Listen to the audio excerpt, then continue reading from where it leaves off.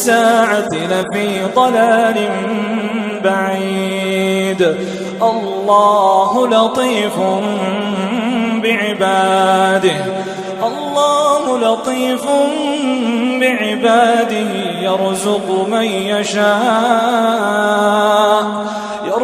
من يشاء وهو القوي العزيز من كان يريد حرث الآخرة